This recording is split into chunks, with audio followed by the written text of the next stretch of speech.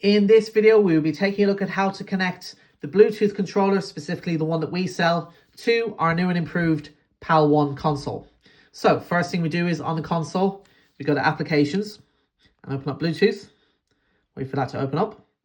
Once it's open, then we're going to press Y to scan and set the timeout to 25 seconds. Now, on the controller, you're going to want to do this fairly quick. Hold the X button and then hold the pairing button up here for a few seconds until you see this blinking light.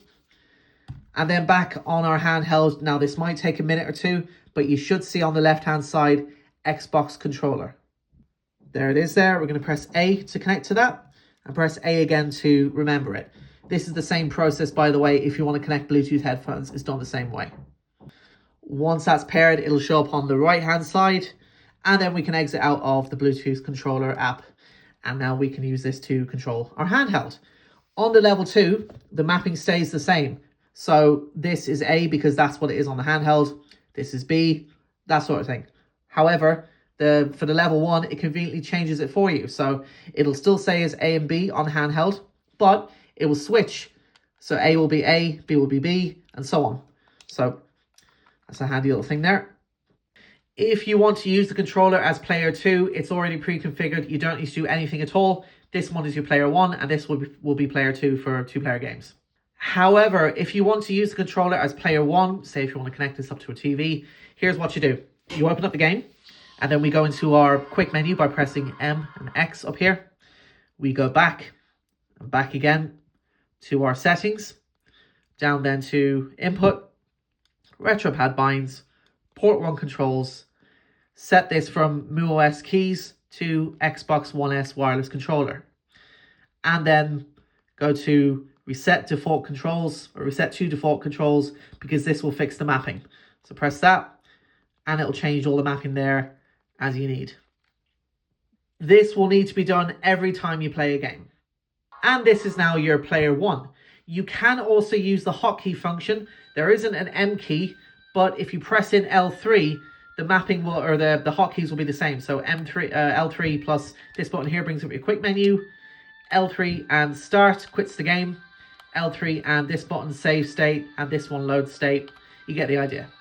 Just on that note, be aware that if you open up the quick menu, because it's set to A and B for the quick menu here for RetroArch, it'll still be the same. So this will be to select something and this will be to go back, as you can see there. If you aren't connecting this to a TV, if you want to say like use the screen here, you may want to turn on the setting in the settings that stops the screen from going dim after a certain amount of time.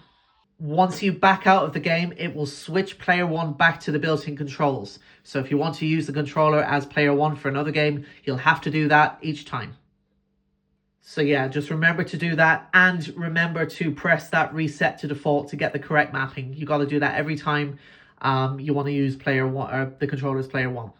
Couple of important things to note. Unfortunately, this doesn't work with PSP games. Wasn't able to get it working.